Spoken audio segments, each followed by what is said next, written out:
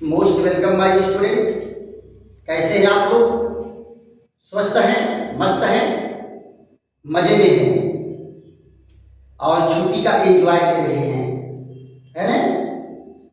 चलिए, एंजॉय लेते लेते थोड़ा थोड़ा पढ़ते भी रहिए और थोड़ा थोड़ा अध्ययन करते रहेंगे तो फिर जुलाई में आपको ये नहीं लगेगा कि हम जून में सब कुछ भूल के आए हैं। सब कुछ भूल के नहीं आए हैं, कुछ याद भी करके आए हैं, ऐसा महसूस होना चाहिए। देखो बेटा, पिछले वीडियो में हमारी आपकी चर्चा हुई थी टॉलुइन के रासायनिक गुण पर। अब कुछ इसके केमिकल नेचर रह गए थे, उस पर हमारी आपकी चर्चा चलेगी। तो देखो बेटा, एल्डिहाइड में ऑक्सीकरण हम लोग पढ़े थे और अब अम्ल में ऑक्सीकरण हम लोग पढ़ेंगे, है ना? तो यहां पर जरा देखो, दो तरह से बेटा होता है। एक तो अम्लीय माध्यम में ऑक्सीकरण कब कराएंगे? अम्लीय माध्यम में। अब ये अम्लीय माध्यम में किसके द्वारा हो सकता है? अम्लीय माध्यम में KMnO4 द्वारा या K2Cr2O7 द्वारा या Na2Cr2O7 द्वारा। इनका अगर हम ऑक्सीकरण कराते हैं, क्या है? अम्लीय पोटेशियम परमैंगनेट हो या अम्लीय पोटेशियम डाइक्रोमेट हो या अम्लीय सोडियम डाइक्रोमेट हो, तो ऐसे कंडीशन में क्या होता है बेटा? यहां जरा देखिए, हम टॉलुइन का ऑक्सीकरण कराएंगे तो ये एक ही पद में ये ऑक्सीकृत होकर के क्या देते हैं? अम्ल बनाते हैं। यहां जरा देखो, KMnO4 और H2SO4, तो क्या करेगा बेटा? ये नवजात ऑक्सीजन की विशेषता है कि कार्बन के तीनों हाइड्रोजन को OH ग्रुप में बदल देता है। तो जरा देखो, तो इनको OH ग्रुप में अगर बदल दिया तो क्या हो गया? कार्बन पर 3 OH समूह हो जाता है। कार्बन पर 3 OH समूह हो जाता है तो क्या होगा? यहां से एक अणु पानी निकलता है। क्यों? क्योंकि एक कार्बन पर 2 OH ग्रुप स्टेबल नहीं रह सकता, तो 3 तो और ज्यादा अनस्टेबल होगा, है ना? तो यहां पर देखो, ये OH और H2O क्या बन करके तैयार हुआ बेटा? Benzoic acid. क्या बन के तैयार हुआ? Benzoic acid, right? अम्लीय माध्यम में टॉलुइन का ऑक्सीकरण हुआ तो क्या बना? Benzoic acid.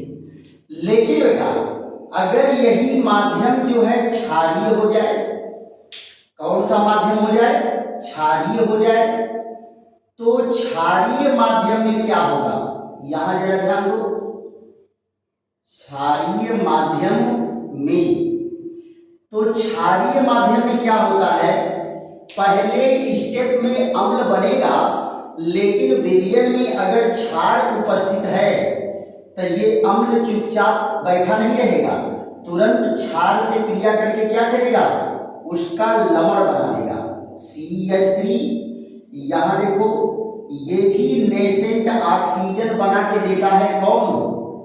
KMnO4 और KOH।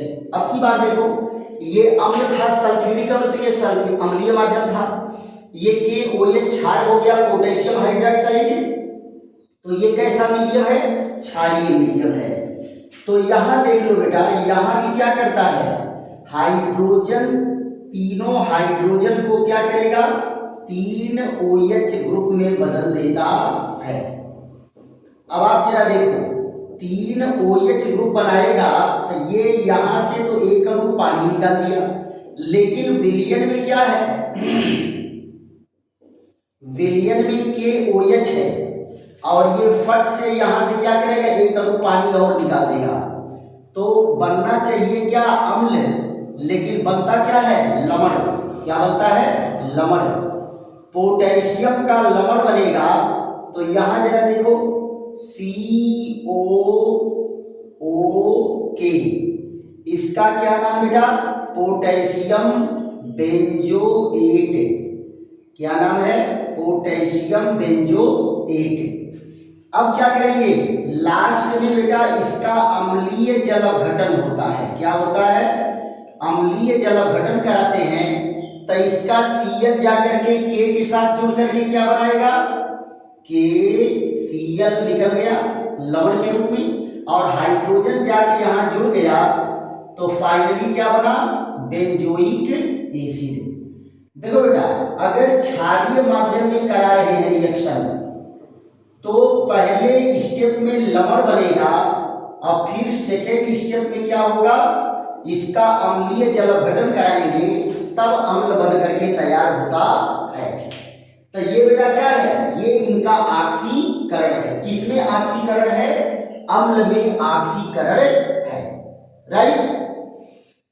इसके बाद बेटा हम लोगों को जो पढ़ना है वो क्या है, बेंजीन वलय की, बेंजीन वलय, वलय माने रिंग, बेंजीन वलय की प्रतिस्थापन अभिक्रिया, बेंजीन वलय की प्रतिस्थापन अभिक्रिया। जरा यहां देखो तो प्रतिस्थापन अभिक्रिया, ये क्या होगा, ये सब्स्टिट्यूशन रिएक्शन ऑफ, यहां देखो substitution reaction of benzene ring, substitution reaction of benzene ring, substitution reaction of benzene ring, है ना। Substitution reaction of benzene ring मतलब क्या है, आप जरा देखो, ये टॉलुइन है, क्या है, टॉलुइन। तो आप जरा देखो इस पर क्या होगा, एक CH3 ग्रुप होता है। कौन सा ग्रुप है, CH3, राइट। तो यहां पर देखो बेटा क्या है, ये मेसोमेरिक प्रभाव नहीं, ये प्रेरणिक प्रभाव द्वारा, ये कौन सा प्रभाव पड़ा, प्रेरणिक प्रभाव द्वारा। अगर बेटा प्रेरणिक प्रभाव नहीं समझ में आ रहा है तो कार्बनिक अभिक्रियाओं की क्रिया विधि वाले में प्रेरणिक प्रभाव में पूरा बढ़िया से समझाया हूं, वहां से जाकर के आप लोग वीडियो देख लीजिए। तो ये प्रेरणिक प्रभाव डालता है तो क्या होता है, आर्थो पर इलेक्ट्रॉन बढ़ जाता है, पैरा पर इलेक्ट्रॉन बढ़ जाता है और आर्थो पर बढ़ जाता है। दूसरी चीज, आर्थो पैरा मेटा पोजीशन भी नहीं समझ में आ रहा है तो इसका भी वीडियो पहले पढ़ चुका है। आप केवल जाकर के वहां कहिए ortho para Meta position by Radheshyam chemistry वाले, है कि नहीं, आपको फट से वो वीडियो सामने आ जाएगा और उसको वहां देख लीजिए, आर्थो पैरा डायरेक्टिंग ग्रुप क्या होता है।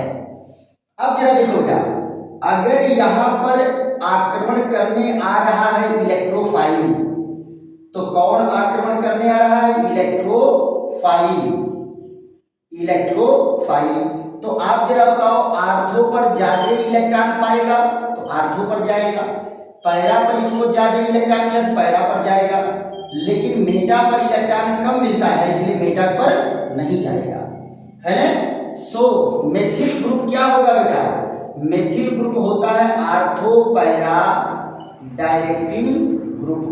क्या होता है, आर्थो पैरा डायरेक्टिंग ग्रुप, है ना, आर्थो पैरा डायरेक्टिंग ग्रुप। यानी मेथिल ग्रुप यही बैठे बैठे ये निर्देशित कर रहा है आने वाला इलेक्ट्रोफाइल कहां जुड़ेगा, आर्थो पर जुड़ेगा, पैरा पर जुड़ेगा, मेटा पर नहीं जुड़ेगा, है ना। और आपको मैं बताया था कि इलेक्ट्रोफाइल ही क्यों अटैक करता है, क्योंकि ये ऊपर और नीचे क्या है, इलेक्ट्रॉन क्लाउड से घिरा हुआ है, राइट। तो अटैक कौन करेगा? इलेक्ट्रोफाइल। इलेक्ट्रोफाइल इलेक्ट्रॉन कहाँ ज्यादा पा रहा है? आर्थो पर। कहाँ पा रहा है ज्यादा? पैरा पर। तो आर्थो और पैरा पर अटैक करेगा। क्यों? क्योंकि इसको इलेक्ट्रॉन चाहिए और जहां इलेक्ट्रॉन ज्यादा मिलेगा वही आक्रमण करेगा। तो मेथिल समूह आर्थो पैरा पर इलेक्ट्रॉन बढ़ा करके ये निर्देशित करता है कि आने वाला इलेक्ट्रोफाइल कहाँ जुड़ेगा? आर्थो और पैरा पर। राइट। अब इनके रिएक्शन जो है एक एक करके आपको दिखाते हैं। तो पहला रिएक्शन हम लोग पहले इसका स्क्रीनशॉट ले लीजिए या तो धीरे धीरे वीडियो के साथ आप नोट करते चलिए।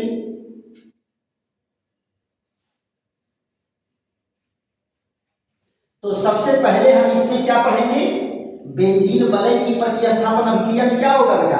बेंजीन रिंग का हाइड्रोजन किसी परमाणु या परमाणु समूह द्वारा विस्थापित किया जाता है। तो इसमें सबसे पहले हम क्या पढ़ेंगे? क्लोरीनीकरण। क्या पढ़ेंगे? क्लोरीनीकरण।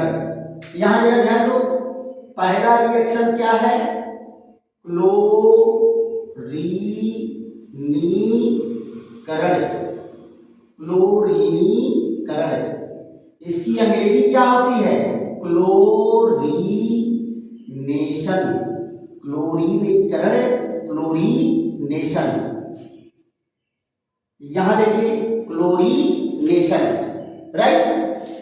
अब जरा देखो क्लोरीनीकरण में क्या होता है? ये बेंजीन रिंग पर एक CH3 जुड़ा हुआ है और फिर इसकी क्लोरीन से क्रिया कराते हैं।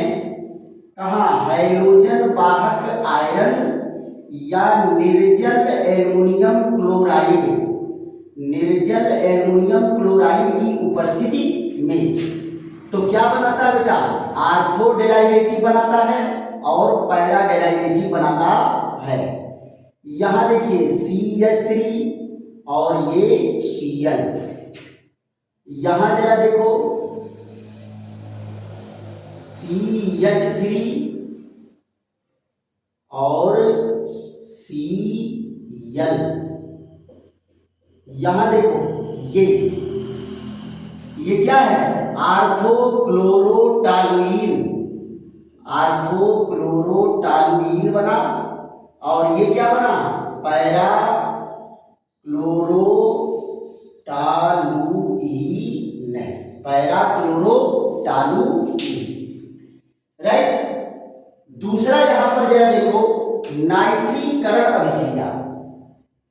दूसरा क्या है? नाइट्रीकरण अभिक्रिया। नाइट्रीकरण अभिक्रिया।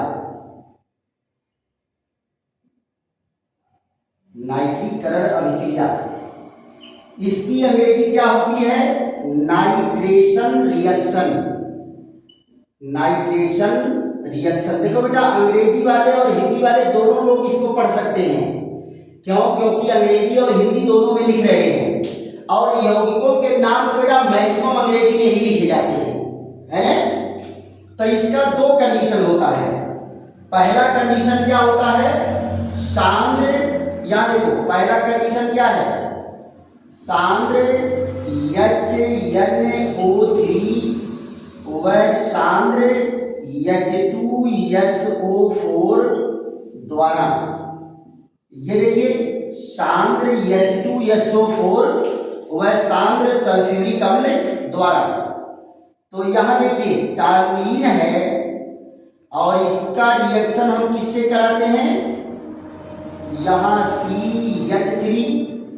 ये देखो सांद्र HNO3 और उसके बाद क्या है? सांद्र H2SO4। सांद्र H2SO4। तो आप देखो आर्थो पर नाइट्रो ग्रुप लगेगा और पैरा पर नाइट्रो ग्रुप लगेगा CH3 और NO2। NO2। और दूसरा क्या है? दूसरा है बेटा ये CH3 और NO2 और क्या निकलेगा? H2O। जरा ध्यान दो तो ये क्या है? आर्थो नाइट्रोटालुइन।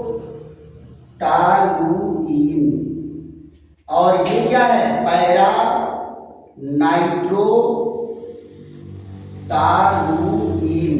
पैरा नाइट्रोटालुइन। क्लियर?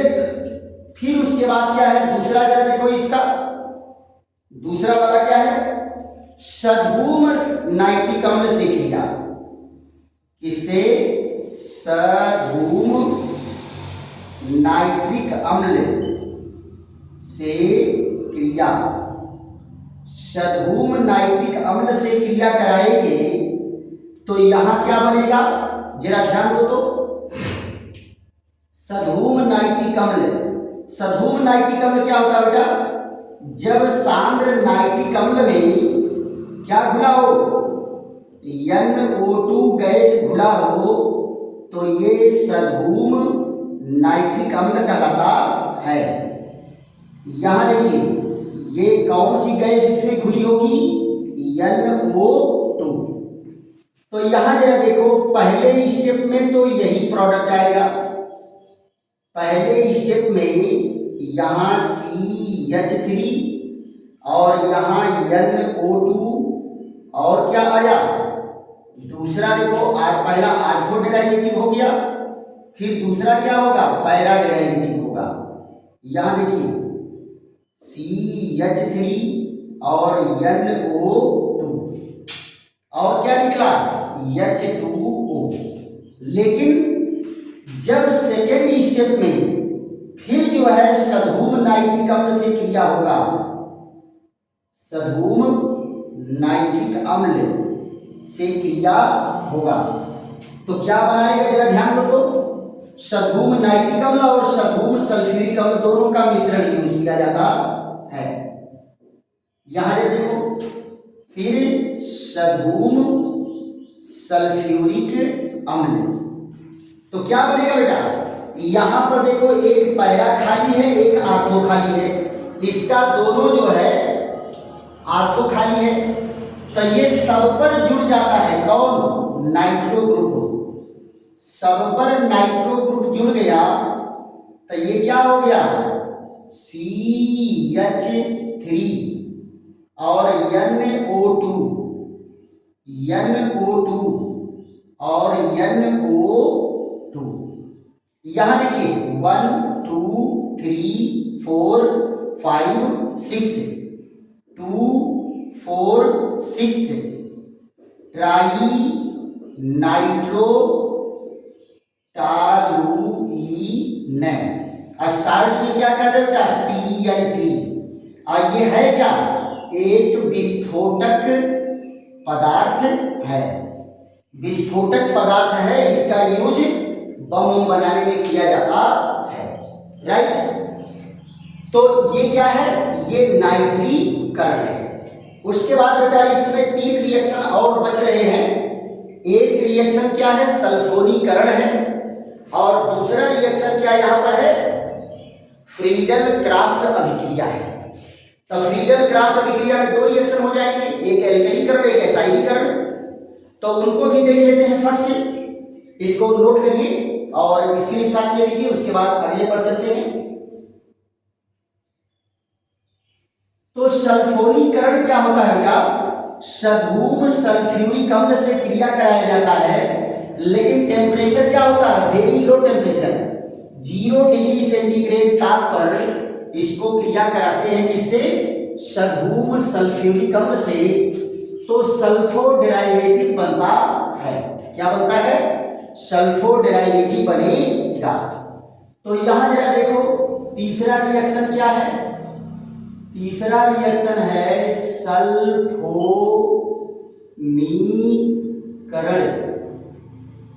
सल्फोनीकरण अभिक्रिया। सल्फोनीकरण अभिक्रिया में क्या आ जाता है? Sulphonation reaction. कौन सा रिएक्शन है बेटा? Sulphonation reaction. सल्फोनेशन रिएक्शन, ये देखिए सल्फोनेशन रिएक्शन। तो इस अभिक्रिया में क्या है, ये देखिए टॉलुइन की क्रिया कराते हैं किससे, टॉलुइन की क्रिया, ये टॉलुइन है और इसकी क्रिया किससे कराते हैं, सधूम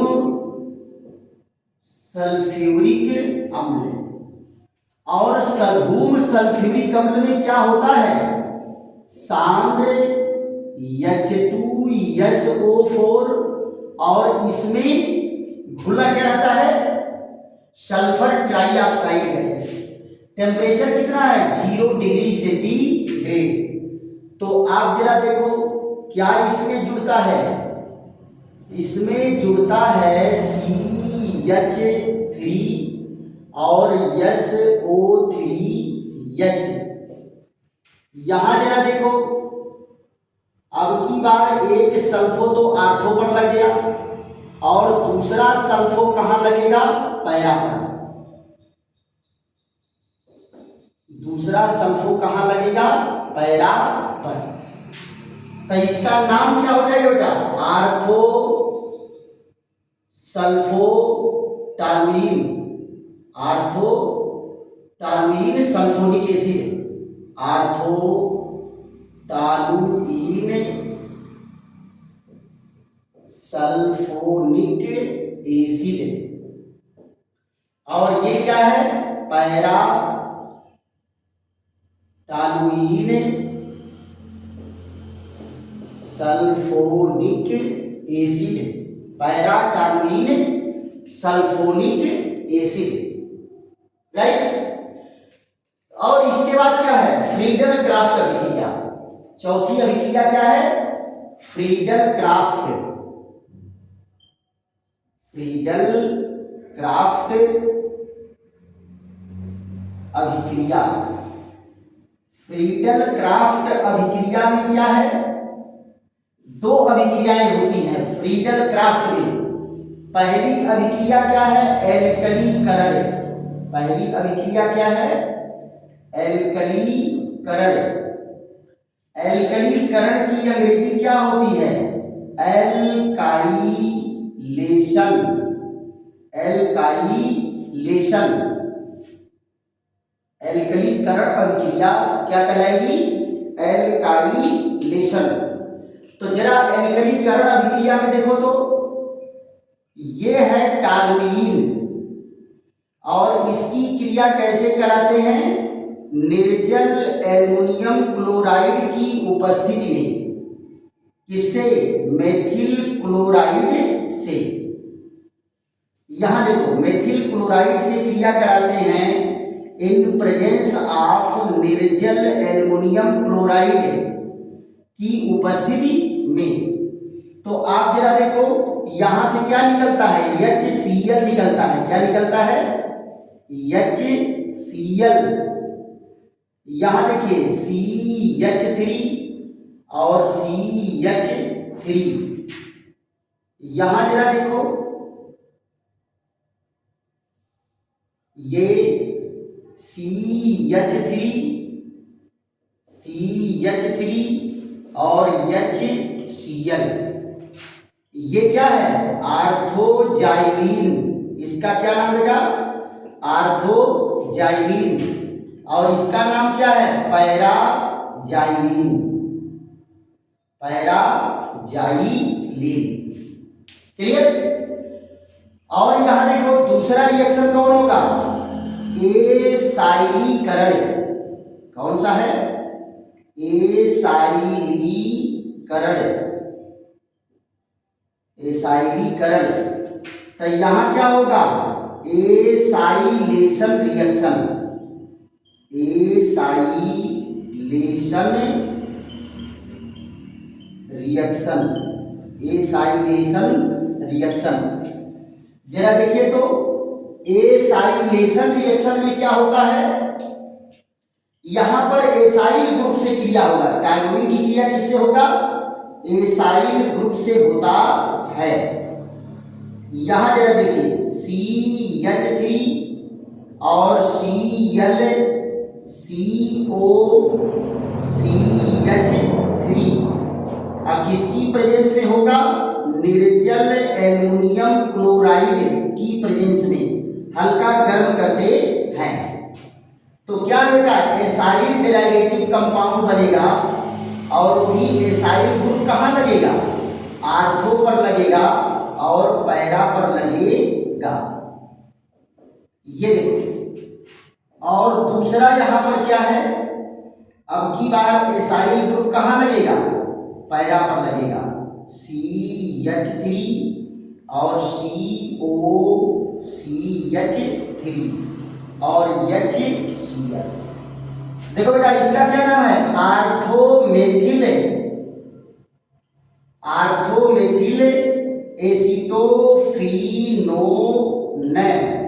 एसीटोफिनोन। और ये क्या है? पैरामेथिल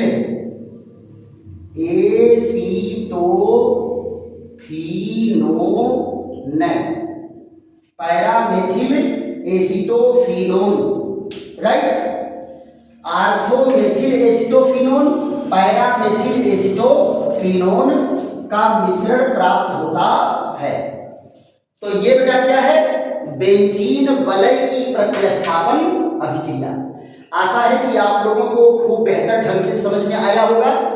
और अगर बेटा बेहतर ढंग से समझ में आया है तो इसको खूब लाइक करिए, शेयर करिए, सब्सक्राइब करिए और दोस्तों मित्रों को भी बताइए कि बहुत बेहतरीन ढंग से एरोमेटिक पढ़ाया जा रहा है।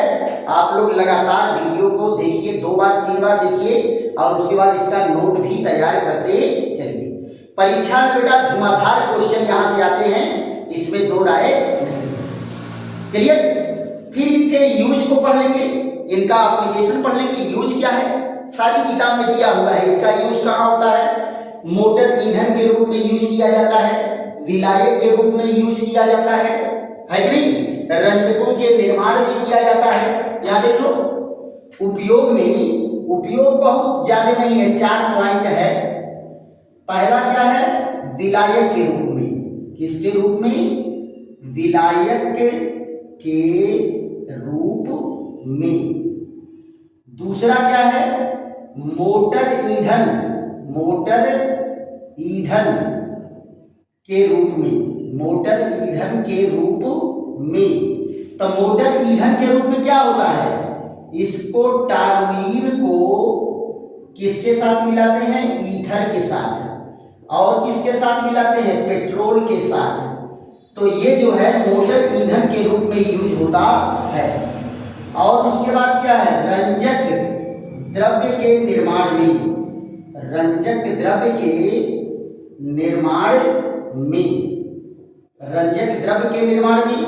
और उसके बाद क्या है? अनेक एरोमेटिक यौगिकों के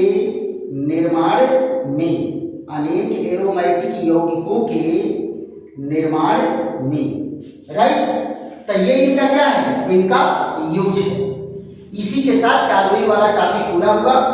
फिर ऐसे ही मिलते हैं बेहतरीन वीडियो के साथ। तब तक के लिए विश्राम।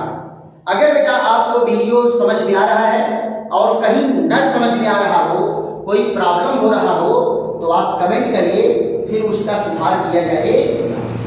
फिर मिलते हैं अगले बेहतरीन वीडियो के साथ। थैंक यू, धन्यवाद।